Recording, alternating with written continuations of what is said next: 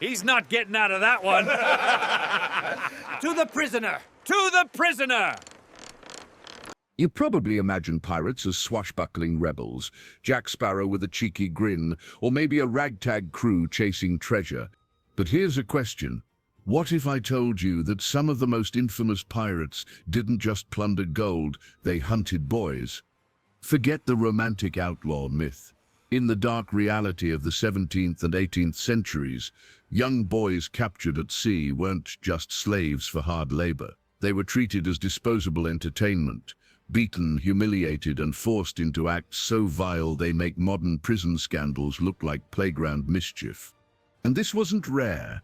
From the Caribbean to the Indian Ocean, pirate ships became floating hells where boys as young as 10 were subjected to torture, sexual slavery, and ritualized cruelty, all while the world on shore fantasized about adventure on the high seas. This is not the pirate story Disney wants you to hear, because once we peel back the legends, we uncover a hierarchy of horrors, each level worse than the last. They called it an opportunity. The role of a cabin boy, a word that sounds almost innocent, like an apprentice or a helper. Someone who fetched rum-scrubbed decks, carried messages, an eager youngster on the path to adventure.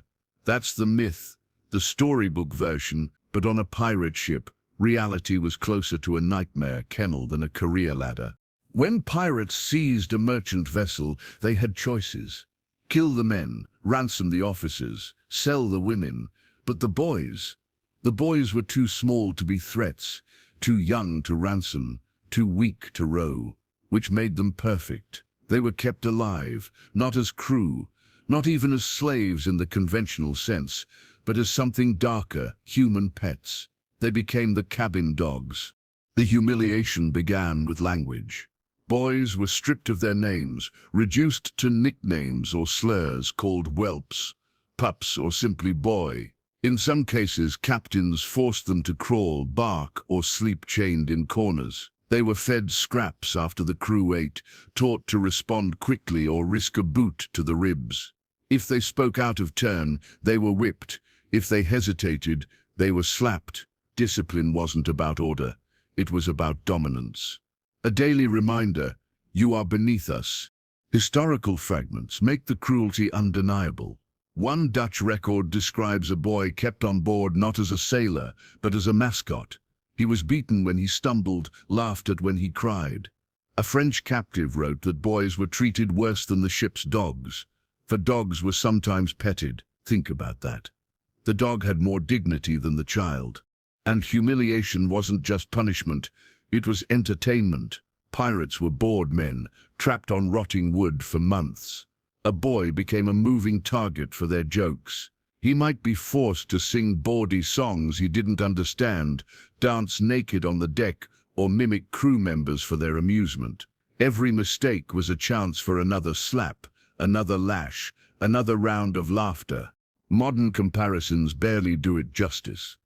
Imagine hazing rituals from the cruelest fraternities, except stretched across endless weeks, with no safe word, no chance of escape, and the threat of death looming if you resisted. The boys' world shrank to the whims of violent, drunken men, and the role wasn't just humiliating, it was exhausting. Cabin boys were expected to be on constant alert, always running messages, cleaning up vomit, fetching buckets of seawater, polishing weapons, scrubbing boots. Some were so young they couldn't even lift heavy loads, which only made the mockery worse. Too small to carry a barrel, then carry it anyway, until your arms gave out and the crew howled as you collapsed. Sleep was a luxury. Fear was the air they breathed. The cruelty had a purpose. By grinding down a boy's sense of self, pirates ensured obedience. A broken spirit meant fewer rebellions, fewer escapes, fewer problems. But the method of breaking wasn't subtle. It was ritualized humiliation, repeated every day until the boy forgot he had ever been more than a servant. And yet, humiliation alone wasn't enough for men who thrived on pushing limits. Because once you've reduced a child to an animal, once you've stripped them of humanity, the question becomes, what else can you do with them? What new game can you invent? What new line can you cross? The cabin dog role was only the first step, a grotesque initiation into a hierarchy of pain. The boys had no idea, as they scrubbed and bowed and fetched, that their suffering had only just begun, because humiliation was just the beginning. It's easy to imagine pirates as men obsessed with treasure, always plotting their next raid. But the truth is, most of their time wasn't spent in battle. It was spent waiting weeks or months at sea, trapped on a wooden coffin drifting across endless water, and boredom for violent men was far more dangerous than hunger or storms. So they invented entertainment, not dice, not songs, not cards, but cruelty. Their favorite pastime was turning suffering into sport, especially when a helpless boy was available. They staged what they called trials. A boy might be hauled before the crew, accused of a made-up crime, stealing food, disrespecting an officer, or simply looking the wrong way. The punishment was already decided, but the trial was the fun. Pirates would mock him, jeer at his pleas, demand he defend himself while everyone knew he was doomed. It was a courtroom parody, like a carnival of justice, where the verdict was always pain. And the punishments themselves became theater. A flogging wasn't just discipline. It was a show. The boy would be stripped, tied, and whipped while the crew howled, taking bets on how long he'd scream before fainting. If he cried too early, they laughed at his weakness. If he stayed silent too long, they escalated the torment. His agony was their punchline. Sometimes the games were more bizarre. One record tells of boys forced to dance while lashes rained down on their backs. Every step out of rhythm earned another strike. Imagine a grotesque parody of a talent show where the prize for entertaining the judges was survival and the penalty for failure was blood. The cruelty was casual, almost playful. That was the horror. Pirates weren't punishing boys because of hatred. They were amusing themselves, the way someone might laugh at a slapstick sketch, except the comedian was a coward, sobbing and bleeding, and the laughter came from grown men drunk on rum and power. And it wasn't just beatings. Some games were designed to terrify rather than wound. Boys might be blindfolded and dangled over the side of the ship, the crew pretending they would drop him into shark-infested waters. Others were forced to stand on deck while pistols were fired at their feet, dodging bullets while the pirates roared with laughter. Russian roulette at sea, except the boy never held the gun. Modern comparisons don't quite capture it. Maybe the closest is reality television, the kind where humiliation is the entertainment. Except here there were no cameras, no contracts, no chance of fame. Only an audience of drunken killers, and the stage was soaked in salt and sweat. And every game had a deeper purpose. By making pain into spectacle, pirates taught the boy and the rest of the crew that nothing was sacred. Dignity was gone. Safety was gone. At any moment, suffering could become comedy, and the only rule was that the crew must be entertained. It turned the ship into a floating circus of cruelty, where boys were the clowns and the lions all at once. The worst part: some boys, after weeks of this, learned to fake laughter at their own torment, hoping it might lessen the blows. They danced harder, sang louder, tried to play along with the mockery, but pirates saw that too, and sometimes punished it as insolence. There was no winning, no way out. Every path led back to pain. And yet, as grotesque as it was, these so-called games weren't even the darkest chapter of pirate cruelty, because humiliation and bloodsport were just the warm-up act. The true horror came when the games shifted from beatings and fear to something far more intimate and far more vile. The games didn't stop at whips, they turned into something darker. There's a phrase pirates sometimes used: the boy is kept for service. To modern ears, it might sound like chores, fetching rum or scrubbing decks. But in the whispered reality of the 17th and 18th century seas, service carried a far darker meaning. Because after humiliation and beatings came the inevitable next step: The boy became property, not just of the crew, but of their desires. Sexual exploitation wasn't an accident of pirate life. It was ritual, it was expected, and it was normalized.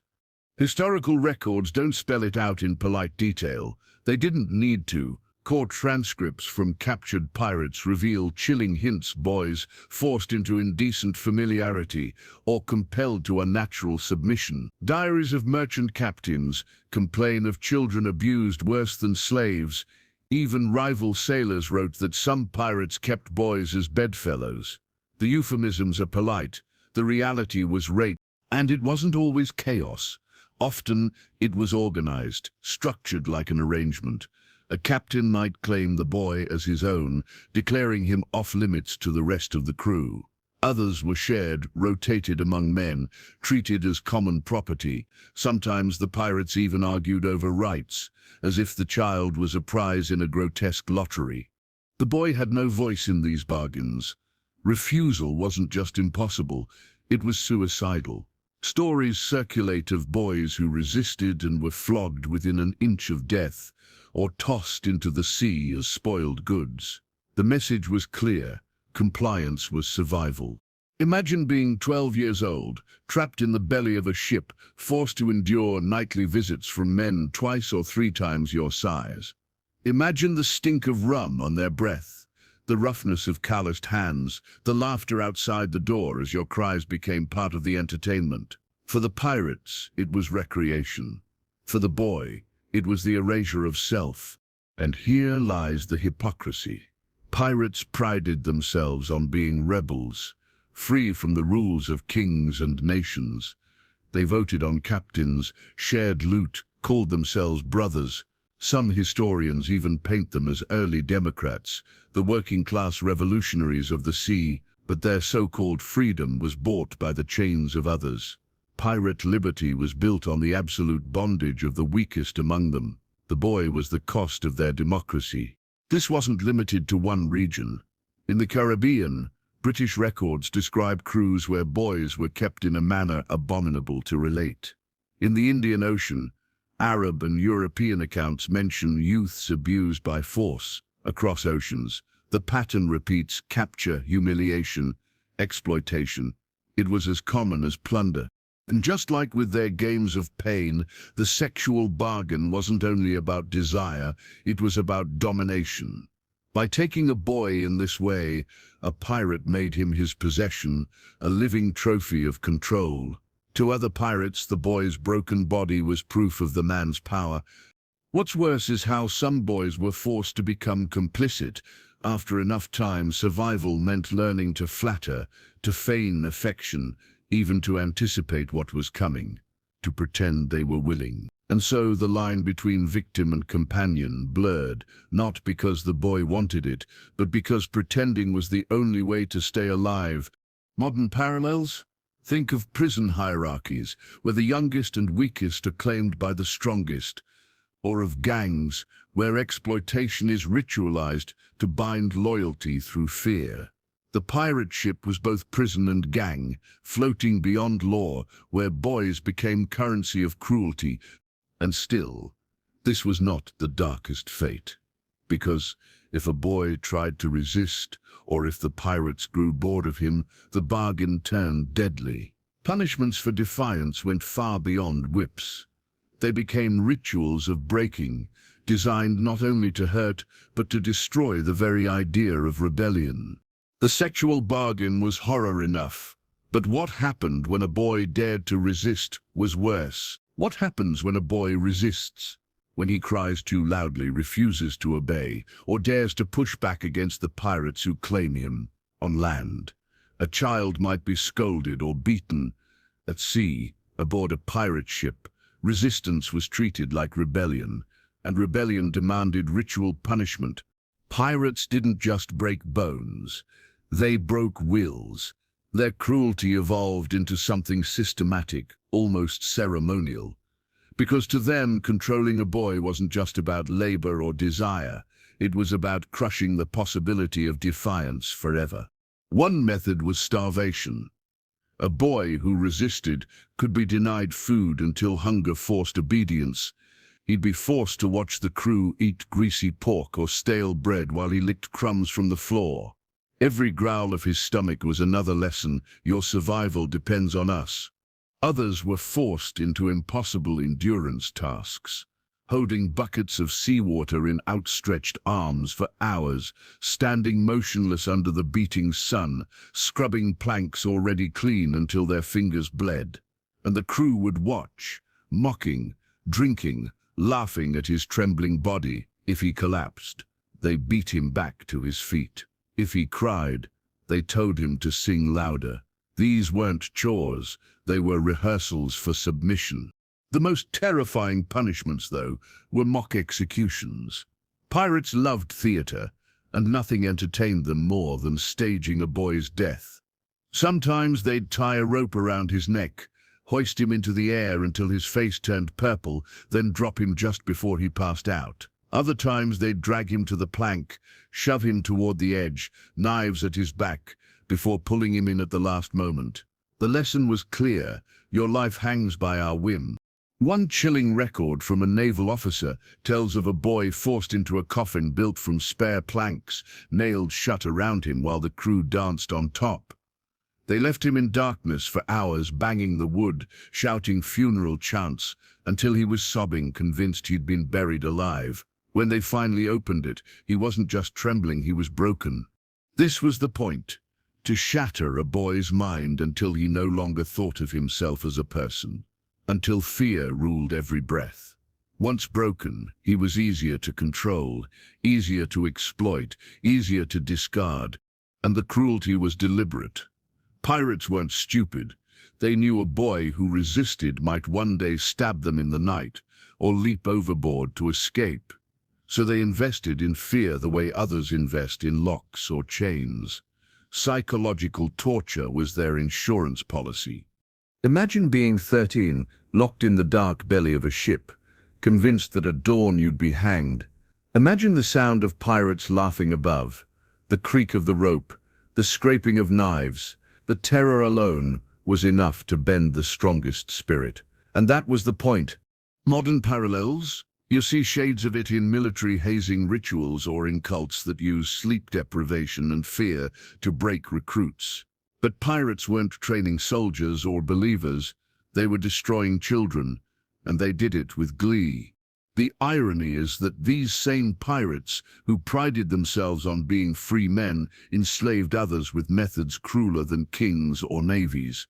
They bragged about their liberty, their equality, their independence, yet their freedom was built on the calculated breaking of the weakest in their ranks. And the breaking wasn't always physical. Sometimes, after weeks of torment, the boy began to anticipate pain. He flinched before the whip struck, obeyed before orders were barked. He wasn't surviving anymore. He was surrendering. That was when the pirates knew he was theirs. But for those boys who never bent, who resisted even after starvation, beatings, and terror, there was no mercy. If the breaking failed, the punishment escalated. And when it escalated, the result was not just humiliation or fear. It was death by some of the most grotesque methods the sea has ever known. The ritual of breaking crushed many boys into obedience. But for those who didn't break, the punishments that awaited were nightmares beyond comprehension. When breaking a boy failed, when humiliation and starvation and mock executions weren't enough, pirates reached for something far darker. Punishment became spectacle, punishment became death. And death on a pirate ship was rarely quick. It was meant to terrify, to entertain, and to send a message. One of the most infamous methods was keel hauling. The boy would be tied with rope, dragged beneath the ship's barnacle-encrusted hull, and pulled from one side to the other. The razor-sharp shells shredded flesh like knives, tearing skin from bone.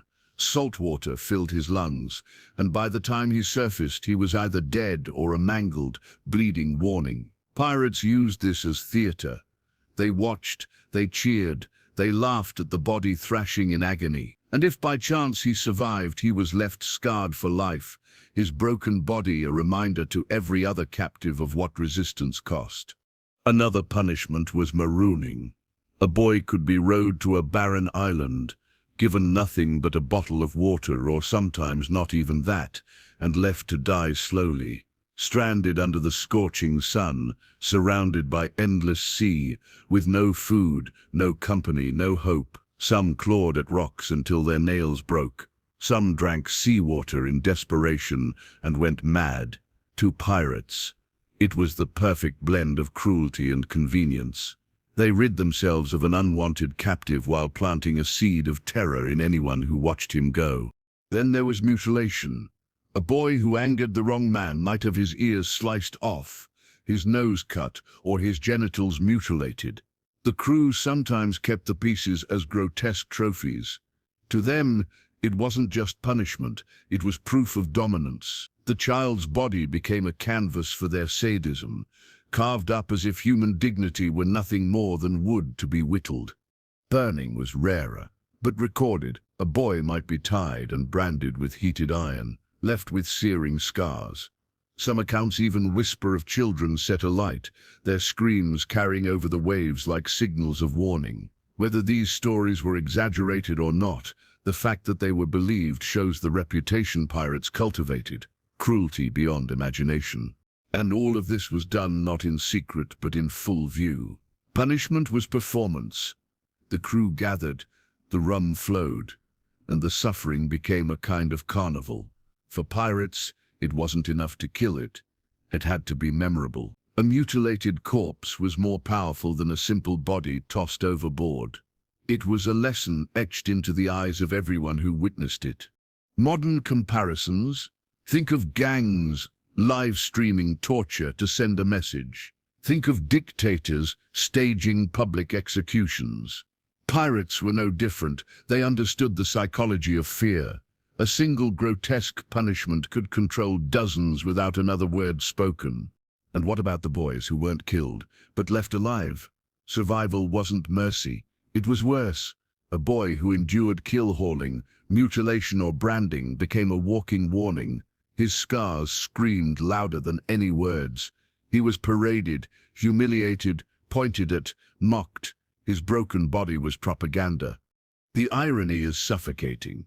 Pirates declared themselves men of freedom, enemies of tyranny, yet they became tyrants of the most intimate kind, carving lessons into children's flesh, displaying them like banners. Their democracy was blood-stained theater, and the boys were both actors and victims. But even mutilation and death weren't always the final step. Sometimes the pirates wanted more than fear. They wanted proof, trophies to keep, bodies to display, and in those cases, the punishments became something even more grotesque. Not just cruelty in the moment, but cruelty preserved, cruelty turned into a warning that outlived the victim himself. Because sometimes the body wasn't discarded into the sea. Sometimes it was turned into a trophy. The grotesque punishments were horrifying enough. But when the pirates began keeping pieces of their victims, when they turned suffering into souvenirs, the terror reached a whole new depth. Killing a boy was one thing, but for some pirates, death wasn't enough.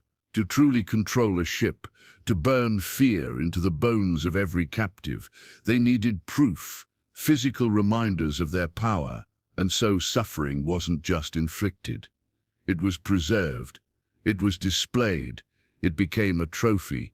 Some punishments ended with body parts nailed to the mast. An ear cut from a boy, a hand severed at the wrist, a nose hacked away, hung like ornaments, swaying in the sea breeze as the crew laughed. These grotesque decorations weren't just cruelty, they were theater. Every sailor who walked past them knew, step out of line, and this could be you. Skulls were sometimes kept, bleached by sun and salt, turned into drinking vessels or hung as grim reminders. To pirates, this was tradition.